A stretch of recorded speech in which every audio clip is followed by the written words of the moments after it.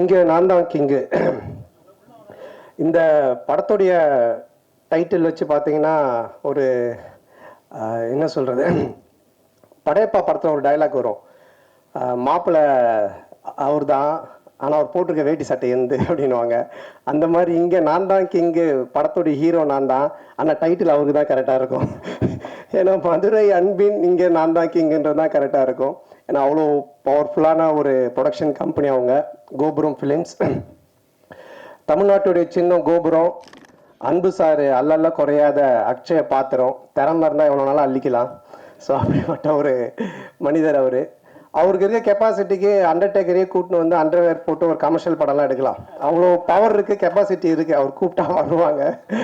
ஏன்னா நான் அவருடைய ப்ரொடக்ஷன் கம்பெனி, அவருடைய கம்பெனி கோபுரம் ஃபிலிம்ஸில் பார்த்துருக்கேன். அங்கே வந்து வராத ஹீரோவே இல்லை, உட்காராத ப்ரொடியூசர் இல்லை, உட்காராத டைரக்டர்ஸ் இல்லை. தமிழ் சினிமா எல்லாருமே அங்கே போய் அதை டச் பண்ணிட்டு தான் வருவாங்க. கோபுர தரிசனம் கோடி புண்ணியன்ற மாதிரி. ஸோ அங்கே அந்த கம்பெனிலேருந்து என்னை வச்சு படம் பண்ணதுக்கு முதல்ல அவருக்கு என்னுடைய மனமார்ந்த நன்றி நான் தெரிவிச்சுக்கிறேன். ஆக்சுவலாக நான் வந்து காசு கேட்டு தான் போனேன் அவர்கிட்ட, அன்பு சார்கிட்ட. சார் எனக்கு கொஞ்சம் காசு வேணும் அப்படின்னு சொல்லி கேட்டு போனேன். சபாபதிக்கு அப்புறம் நாங்கள் பழக ஆரம்பித்தோம். சபாபதிக்கு முன்னாடி டிஸ்கோத் படத்துலேருந்து எங்களோட பழக்கம், ஆனால் அதிகமாக பேச மாட்டோம். அதுக்கப்புறமா சபாபதி ஃபினான்ஸ் பண்ணார். அப்புறமா ரொம்ப க்ளோஸ் ஆனோம், ஃபோனில் ஜாலியாக பேசிகிட்டு இருப்போம். அதுக்கப்புறமா நான் காசு கேட்டு போனேன். எனக்கு ரொம்ப பிடிச்சிருச்சு அவருக்கு. என்ன சந்தானம் என்ன விஷயம்னு கேட்டார். இல்லை சார் இடம் வாங்க போகிறேன், வீடு கட்ட அப்படின்னு. அப்போ சொன்னார், எப்பவுமே வந்து கடன் வாங்கி மட்டும் வீடு வாங்குறதோ இடம் வாங்குறதோ வாங்காதீங்க, அது மாதிரி நிறைய பேர் லோல் பண்ணுறாங்க. அதனால் இந்த காசை நீங்கள் அட்வான்ஸாக வச்சுக்கோங்க, இன்னும் இடம் வாங்க என்ன வேணுமோ சொல்லுங்கள், நான் ஹெல்ப் பண்ணுறேன், நம்ம படமாக பண்ணுவோம் அப்படின்னு என் மேலே ஒரு நல்ல அபிப்பிராயத்தில் தான் இந்த விஷயத்த பண்ணார். ஏன்னா அவர் ரொம்ப சீரியஸாக, ரொம்ப டஃப்பாக, ரொம்ப வேறு மாதிரிலாம் வெளியே பேசுவாங்க, இல்லை பார்ப்பாங்க. பட் நெருங்கி பழகிட்டா எவ்வளோ ஜாலியான ஆள், எவ்வளோ அன்பானவர்ன்றதை நான் சொல்லி ஆகணுன்றதுக்காக இதை சொல்கிறேன். அது மட்டும் இல்லை, ஃபோனில் பேசினாலே ஜாலியாக தான் பேசுவார். நான் அடிக்கடி ஈஷாக்கு தான் போவேன், சிவராத்திரி அது இதுன்னு போவேன். ஃபோன் பண்ணாலே கேட்பேன், சந்தானம் எங்கே இருக்க அப்படின்னுவார். சார் ஈஷாவில் இருக்கேன் சார். வரும்போது எனக்கு வாங்கிட்டு வா அப்படின்னுவார். என்ன சார் ருத்ராட்சமா விபூதியானவன், அதெல்லாம் யாருக்கு வேணும், அமௌண்ட் என்ன வாங்கிட்டு வா அப்படின்னுவார். சார் ஆன்மீகத்தில் போய் நான் எப்படி சார் அமௌண்ட் வாங்கிட்டு வரது. ஸோ இந்த மாதிரி ஏதாச்சும் ஒன்று கிண்டலாக பேசிகிட்டே தான் இருப்போம் ஃபோன் பண்ணால். அப்போ ஒரு இது மாதிரி கதை கேட்க ஆரம்பித்தார். நான் கேட்பேன், சார் என்ன சார் நீ கதை கேட்டிங்களா, எப்படி இருந்துச்சுன்னு. அது ஏன் கேட்குற சந்தானம், ஃபர்ஸ்ட் ஆஃப் கேட்டுகிட்டே இருந்தேன், ஒருத்தன் ஃபோன் பண்ணான், வட்டி தரவே இல்லை, அவ்வளோதான். அதுக்கப்புறம் கதை கேட்டால் சிரிப்பே வர மாட்டுது, வெறுப்பாக இருக்குது. சரி சார், இப்படியே எல்லாரும் ஃபோன் பண்ணி கதை கேட்கும் போதெல்லாம் வட்டி பிரச்சனை வருது, அதுக்கு மேலே அவருக்கு சிரிப்பு வர மாட்டுது. அவன் கொடுக்க மாட்டான் சந்தானம், எனக்கு ரொம்ப டென்ஷன் ஆகி போச்சு. இப்போ இவன் காமெடி சொல்லிட்டு எப்படி நான் சிரிக்கிறது அப்படின்னாரு. அப்புறம் அப்படி இப்படின்னு சொல்லிட்டு ஒரு கதையை கேட்டு அந்த கதையை பண்ணலாம் அப்படின்னாரு. நானும் கேட்டேன், ரொம்ப நல்லா இருந்துச்சு சார், சூப்பர் சார், பண்ணலாம் சார் அப்படின்னு சொன்னேன். அதுக்கப்புறம் அவர் எப்பவுமே டென்ஷனாக தான் இருப்பார். எனக்கு தெரிஞ்சு இங்கே தான் இவ்வளோ நேரம் உட்காந்துருக்காரு. அவர் இது வரைக்கும் உட்காந்து ஒரு இடத்துல இவ்வளோ இதுவாக நான் பார்த்ததே கிடையாது. ஏன்னா எங்கே இருந்தோனாலும் ஃபோன் வரும்.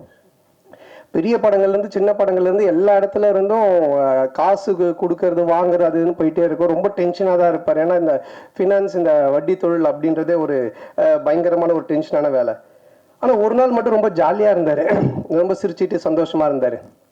அப்போ நான் அவர்கிட்ட கேட்டேன், என்ன சார் எப்போவுமே டென்ஷனாகவே இருப்பீங்க, நீங்கள் ரொம்ப சந்தோஷமாக இருக்கிறீங்களே, மொத்த வட்டியும் வந்துருச்சா என்னன்னு கேட்டேன். இல்லை அப்படின்னாரு. என்ன சார் சந்தோஷம்னா, இது மாதிரி எனக்கு பேரன் பிறந்திருக்கான், என் பொண்ணுக்கு பையன் பிறந்திருக்கான் அப்படின்னாரு. பயங்கர ஹாப்பியாக இருந்தார். அப்போ எனக்கு ரொம்ப நாளாக ஒரு சந்தேகம் இருந்துச்சு. இது யார்கிட்ட கேட்கணும்னு நினச்சிட்டு இருந்தேன். சரி இவர்கிட்ட கேட்போன்னு கேட்டேன்.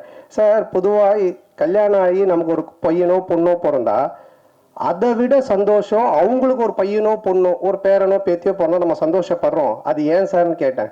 அப்போ அவர் ஒரு ஆன்சர் ஒன்று சொன்னார், சந்தானம் எப்பவுமே அசலை விட வட்டியில தான் கிக் அதிகம் அப்படின்னு.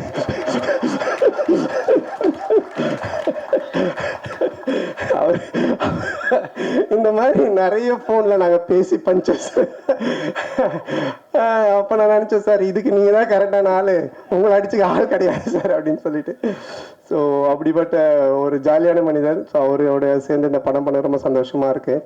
ஏன்னா பண்ணும்போது அவர் சொன்னாரு, தேட்டருக்கு வர ஜனங்க படத்தை பார்த்து சிரிச்சுட்டு போன சந்தானம், காசு பணம் முக்கியம் இல்லை, அது நம்ம சம்பாரிச்சிக்கலாம் அப்படின்ட்டு ஒரு ப்ரொடியூசராக இல்லாமல், ஒரு ஃபினான்ஷியராக இல்லாமல், ஒரு தேட்டர் ஓனராக இந்த படத்தை எடுத்திருக்காரு.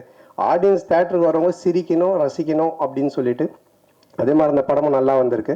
படத்தினுடைய மியூசிக் டைரக்டர் இமான் சார், அவரும் என்ன மாதிரி தான் ஒரு ஆன்மீகவாதின்றதை விட ஒரு கடவுள் பக்தி உடையவர். எல்லாமே ஆண்டவர் ஆண்டவர் தான் சொல்லிட்டு இருப்பாரு. எப்படி ஒரு சாப்பாட்டுக்கு சால்ட்டு முக்கியமோ அது மாதிரி ஒரு படத்துக்கு சாங் ரொம்ப முக்கியம். அந்த சாங் ஹிட்டுனாலே அது ஒரு 60% ஹிட்டான ஃபிலிம் அப்படின்ற ஒரு லிஸ்ட்டில் போய் ஏறிடும். அதுலேயும் அந்த ஆல்பமே ஹிட்டுனா ஒரு 80% அந்த படம் ஹிட்டு அப்படின்ற மாதிரி தான். ஸோ அது மாதிரி இமான் சார் வந்து ரொம்ப அற்புதமான சாங்ஸ் போட்டு கொடுத்துருக்காரு. நான் மெலோடி ஒன்று இருக்குது அப்படின்னு சொன்னார் அன்பு சார் என்கிட்ட. அப்போ நான் கேட்டேன், சார் அதை நான் எப்படி சார் பண்ணுறது, அதெல்லாம் எனக்கு வரவே வராது சார், ஏதோ ஆடுறது அதுனா கூட பரவாயில்ல சார்னு. அப்புறம் இல்லை நீங்கள் நல்லா வரும்னு இமான் சாரும் சொன்னாங்கன்னு. இது வரைக்கும் நான் ஹீரோவாக பண்ண படங்கள்லேருந்து வேற ஒரு டைமென்ஷனில் என்னை கொண்டுட்டு போன பெருமை இமான் சாருக்கு தான் சேரும். ஸோ அவர் கொடுத்த அந்த ஒரு மியூசிக்குடைய ஒரு ஸ்ட்ரென்த்து தான் இது என்னை ஒரு மாதிரி பண்ண வச்சுது. அதை ரொம்ப பியூட்டிஃபுல்லாக கல்யாண் மாஸ்டர் எடுத்தாங்க. மற்ற 2 சாங்கும் பாபா பாஸ்கர் சார் எடுத்தாங்க. ஸோ அவங்களுக்கு இந்த நேரத்தினுடைய நன்றியை தெரிவிச்சுக்கிறேன். ஆடியன்ஸ் தெளிவாக இருப்பாங்க. ஸோ அவர் எப்படி இந்த அவெஞ்சர்ஸ் படத்தில் தார் வந்து சுற்றியோடவே சுற்றுவார், அது மாதிரி ஒரு பெட்டியோடய தான் சுற்றுவார். ஆனால் நீங்கள் அந்த பெட்டி மிஸ்ஸிங் எங்கே சார்? இங்கே வண்டியில் இருக்கா? Okay okay. அதிலிருந்து தான் அந்த ஸ்கிரிப்டு பஞ்சஸ் எல்லாத்தையும் எடுப்பார். நல்ல ரைட்டர். என்னென்னா அவர் பார்க்காத தமிழ் சினிமாக்களே கிடையாது, அவ்வளோ படங்களை பார்த்துருக்காரு. ரொம்ப நல்ல ஒரு கதையை, அற்புதமான கதையை இதில் கொடுத்துருக்காரு. அதுக்கு director Anand, India Pakistan director. அநேகமாக அடுத்தது உக்ரைன் ரஷ்யான்னு எடுப்பாருன்னு நினைக்கிறேன். அதுக்குள்ளே நாங்கள் ஒரு ஃபேமிலி சப்ஜெக்ட் ஒன்று பண்ணுங்க சொல்லி கூப்பிட்டு வந்திருக்கோம். ரொம்ப நல்லா டைரக்ட் பண்ணியிருக்காரு. இந்தியா பாகிஸ்தானில் ஒரு ஃபேமிலி, ஒரு எமோஷன்ஸ், அதில் காமெடி இருக்கும். அதே மாதிரி இதுலேயும் எனக்கு ஒரு எமோஷனும் வச்சுருக்காரு, ஒரு ஃபேமிலி ட்ராமாவும் அழகாக செட் பண்ணியிருக்காரு. தம்பி ராமையா சார் மாதிரி ஒரு இன்டெலிஜென்ட்டான காமெடின்னு நீங்கள் பார்க்கவே முடியாது. நான் வந்து ஒரு குறிப்பிட்ட சில காமெடியன்ஸ் மட்டும்தான் சொல்லுவேன். ரொம்ப புக்ஸ் படிப்பாங்க, ரொம்ப இன்டெலிஜென்ட்டாக இருப்பாங்க, அவங்களுக்கு எல்லாமே தெரியும். ஆனால் படத்தில் கோமாளித்தனமாக ஒன்று பண்ணுவாங்க. ஸோ அந்த மாதிரி தம்பி ராமையா சார் வெரி இன்டெலிஜென்ட். அவர் நிறைய படிச்சிருக்காரு, நிறைய விஷயங்கள் தெரியும். அவரோட சேர்ந்து பேசும்போது தான், அந்த ஷேர் பண்ணும்போது தான் எனக்கு ஆச்சரியமாக இருக்கு. ஏன்னா இவ்வளோ பேசுகிறீங்க, இதெல்லாம் தெரியுதுன்னு அப்படின்னும் போது சொல்லுவார். ஸோ இந்த படத்தில் வந்து எனக்கு ஒரு மாமனார் கொடுமை, மாமியார் கொடுமை பார்த்துருப்பீங்க, அது மாதிரி ஒரு மாமனார் கொடுமையில் மாட்டிக்கிற ஒரு மாப்பிள்ளை கேரக்டர் நான். ஹரிச்சந்திரனுக்கே ஹார்ட் அட்டாக் வர அளவுக்கு போய் சொல்லுவார் இந்த படத்தில். ஸோ அந்த மாதிரி ஒரு கேரக்டர் டிசைன் பண்ணி அவர் கொடுத்துருக்காங்க. அது ரொம்ப அழகாகவும் பண்ணியிருக்காரு. ஸோ இந்த படத்தில் ஒரு என்ன சொல்கிறது, ஒரு ஒரு பயங்கரமான காமெடியை தூக்கி ட்ராவல் பண்ணியிருக்காரு. இனிமே இப்படி தானுக்கு அப்புறம் எனக்கே ஒரு இது இருந்துச்சு, எனக்கும் தம்பி சாருக்கும் ஒரு நல்ல காம்போ இல்லையே, இனிமே இப்படி தான் மாதிரி ஒன்று ஒர்க் பண்ணணுன்ட்டு. அது ஆனந்த் இந்த படத்தில் ரைட்டர் சேர்ந்து எனக்கு அழகாக செட் பண்ணி கொடுத்தாங்க. அது நல்லா காமெடியும் ஒர்க் ஆகிருக்கு. ஸோ அவருக்கும் என்னுடைய நன்றி தெரிவிச்சுக்கிறேன். அப்புறம் மச்சான் கேரக்டர் பாலான்னு, ஒரு இரிட்டேட்டிங்கான மச்சான், வீட்டை விட்டு எப்படா அவன் போவான்ற மாதிரி ஒரு கேரக்டர்.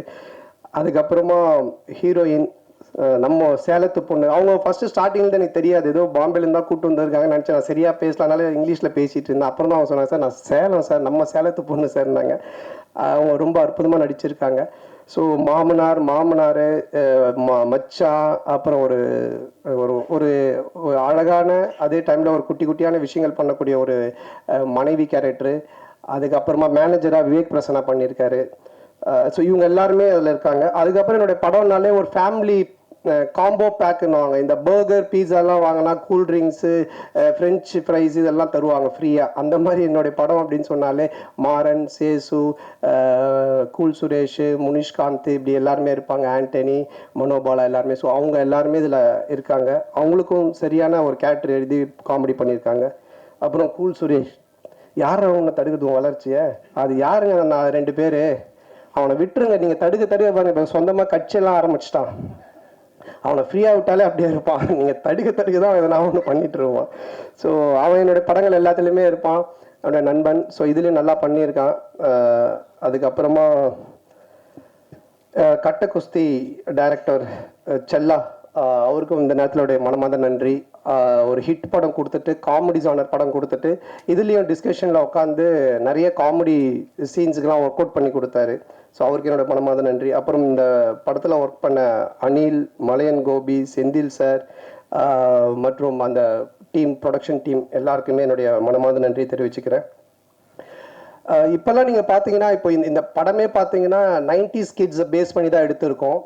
என்ன விஷயம் அப்படின்றத நீங்கள் பார்த்தீங்கன்னா, உலகத்திலே 2 பிரச்சனை உள்ள ஆளுங்க தான் இருக்காங்க. ஒன்று, ஏன்டா கல்யாணம் பண்ணோம் அப்படின்னு வாழ்கிற ஒரு குரூப்பு, எப்படா எங்களுக்கு கல்யாணம் ஆகும் அப்படின்னு வாழ்கிற ஒரு குரூப்பு. இந்த 2 பேருடைய மனநிலையை பேஸாக வச்சு இதில் காமெடி பண்ணி தான் இந்த படமே எடுத்திருக்கோம். ஸோ இன்றைக்கி ரொம்ப கன்ஃபியூஷனாக தான் இருக்காங்க யங்ஸ்டர்ஸ் எல்லாருமே. அப்துல் கலாம் ஐயா சொன்னாங்க கனவு காணுங்க அப்படின்னு. ஆனால் இன்றைக்கி இருக்க பசங்க ட்ரீமை பற்றி எங்கே யோசிக்கிறாங்க? ட்ரீம் 11 எந்த டீமு காசு கட்டினா காசு வருன்றதை பற்றி தான் அதிகமாக யோசிச்சுன்னு இருக்கானுங்க. ஸோ அதுக்கப்புறமா வாழ்க்கையோட ஸ்டேட்டஸை பற்றியே யோசிக்கிறதில்ல. வாட்ஸ்அப்பில் என்ன ஸ்டேட்டஸ் போட்டால் நம்ம கெத்தாக இருக்குன்னு தான் யோசிச்சுட்டு இருக்காங்க. ஸோ இப்படிப்பட்ட ஒரு மனநிலையில் இன்றைக்கி இருக்க ஒரு சுச்சுவேஷனில் இருக்கிற ஒரு 90s கிட்ஸ் ஆகட்டும், இல்லை 2K கிட்ஸ் ஆகட்டும், இவங்களோட லைஃப் ஸ்டைல் எப்படி இருக்கும் அப்படின்ற ஒரு பேஸ் தான் இந்த படத்தினுடைய கதையே.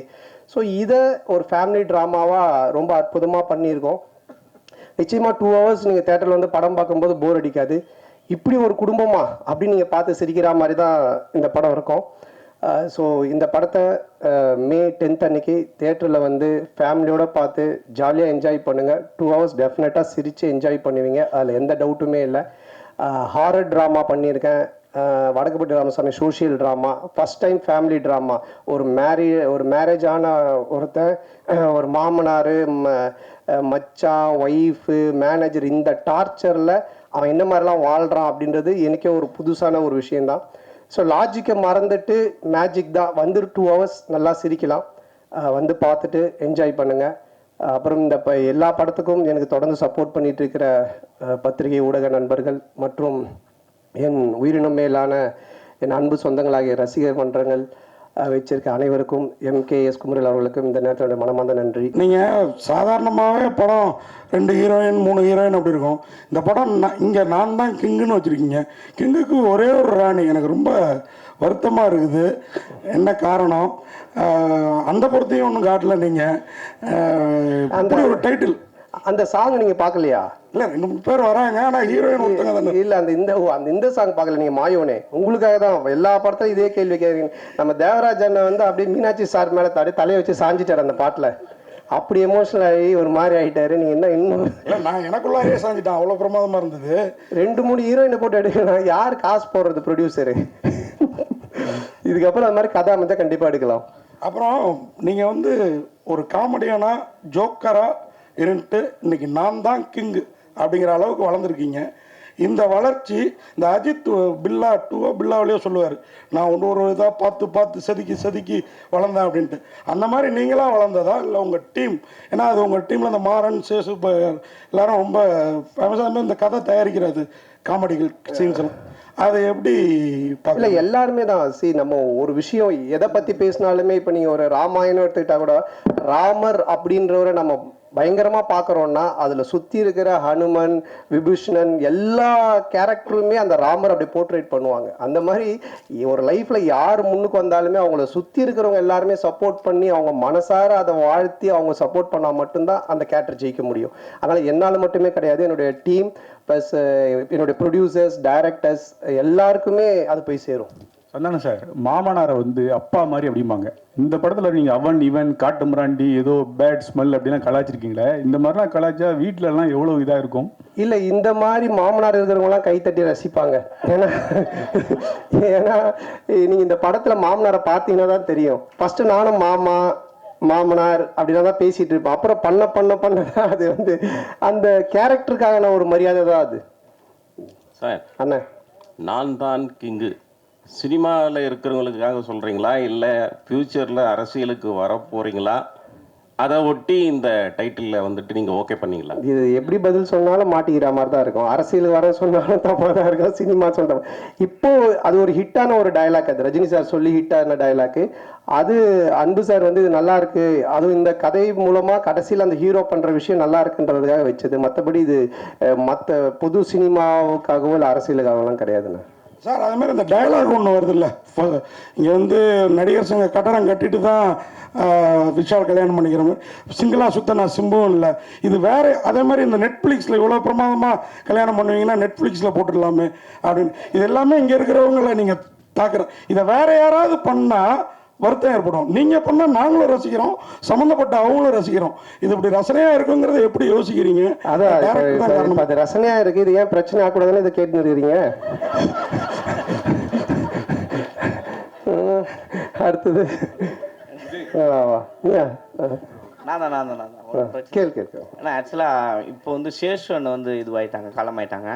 இன்னொரு நண்பர் இந்த படத்துலேயே ஆண்டனியும் ஹாஸ்பிட்டலில் தான் இருக்காங்க. ஸோ நான் விசாரிக்கும் போது பார்த்தீங்கன்னா சந்தானம் வந்து நண்பர்களுக்கு காசு கொடுக்கல, அதனால தான் அந்த உயிரிழப்பு ஏற்பட்டது அப்படின்னு சொன்னாங்க.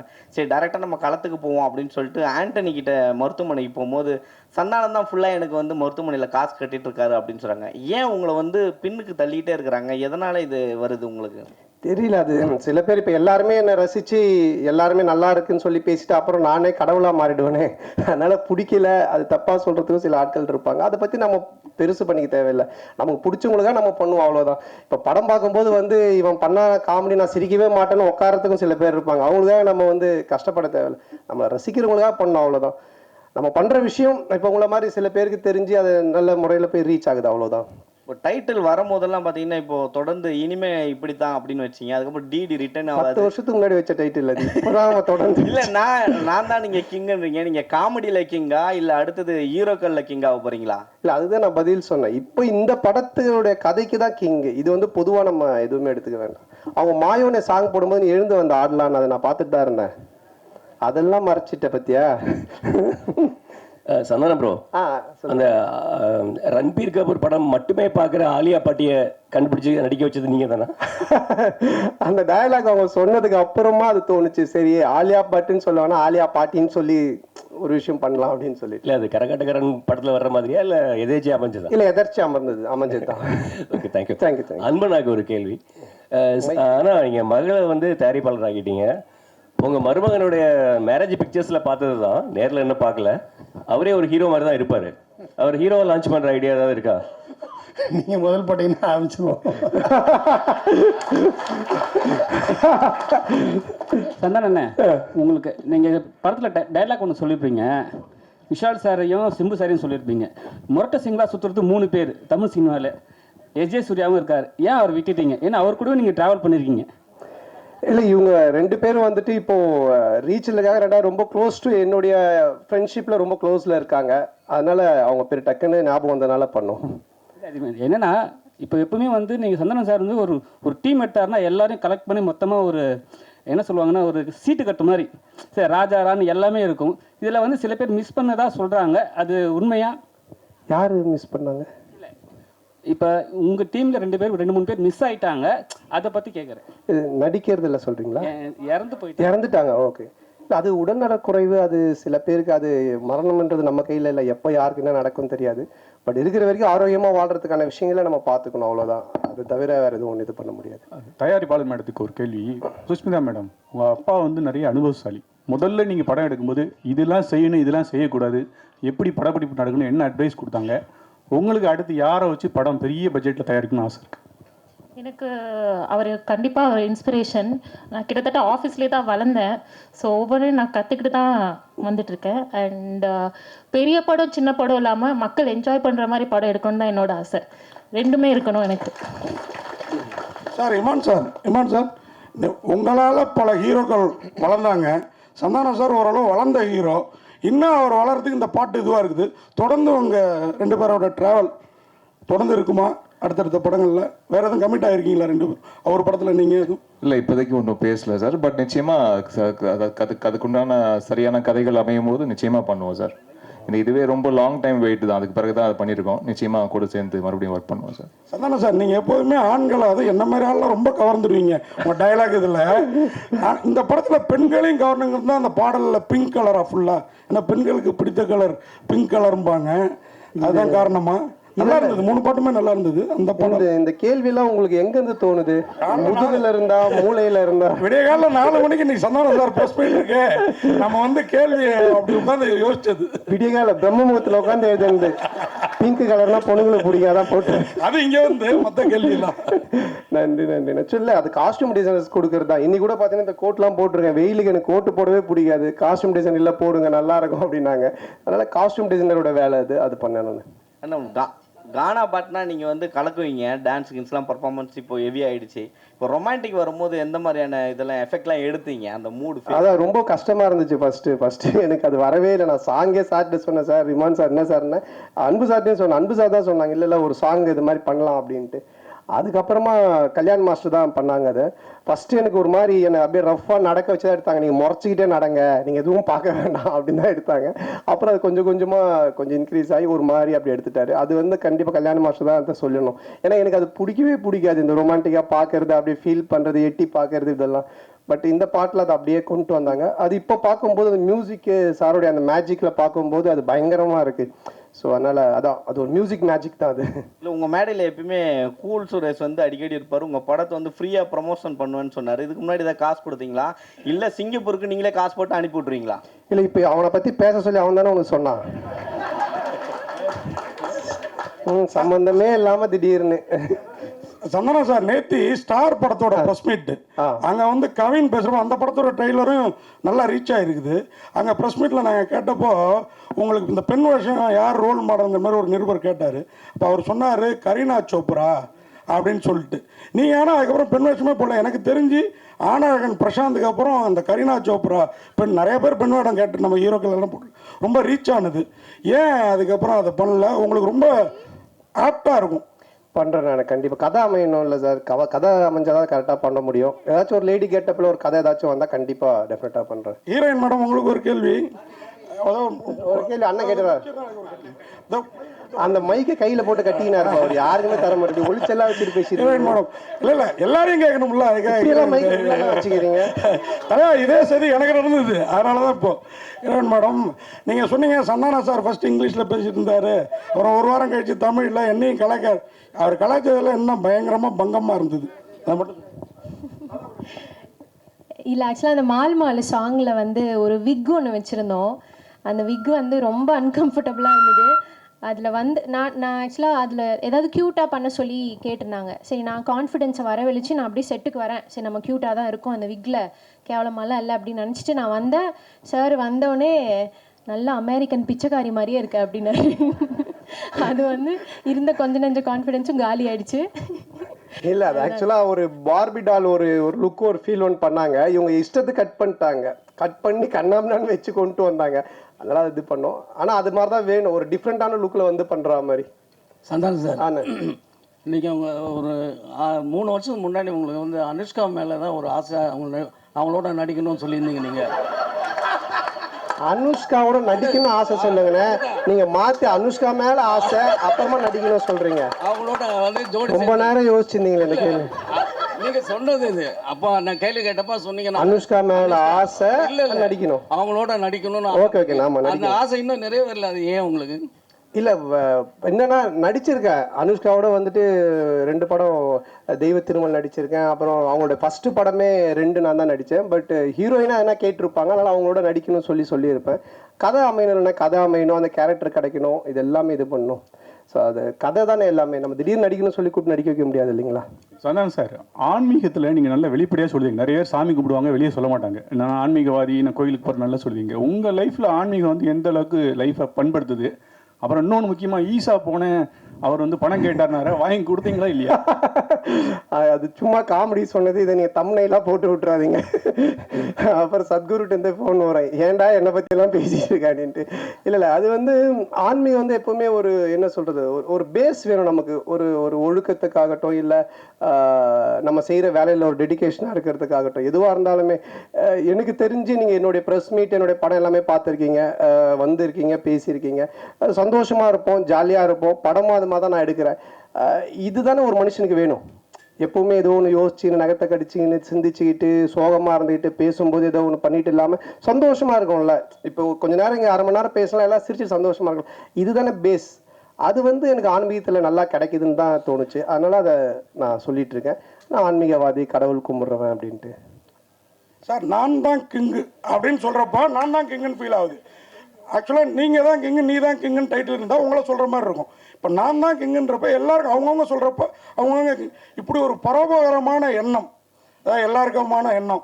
அதனால தான் அன்புச்செழியன் சாரும் வந்து அவங்க பொண்ணை அந்த படத்தில் வந்து ப்ரொடியூசராக இன்ட்ரடியூஸ் பண்ணாங்களா, அவங்களும் நான் தான் கிங்கு அப்படிங்கிற எண்ணத்தில். ஆமாம், இது நம்ம படம் பார்த்து ஒரு ரிவ்யூ சொல்கிறாங்கல்ல, அவங்களும் நான் தான் கிங், அவங்க சொல்கிற ரிவ்யூ வச்சது. அந்த மாதிரி ஒரு எல்லாருமே அவங்க தொழிலில் சொல்கிறது. இப்போ இவர் சொல்ல 2 தடவை நான் தாங்க கிங் அப்படின்னு, அந்த மாதிரி தான் அது. வாங்கிட்டீங்களா? ஆமாம், மைக்கு கீழே ஒழிச்சு வச்சு வாங்கிட்டீங்க. நன்றியா, முடிஞ்சிச்சா? ஓகே.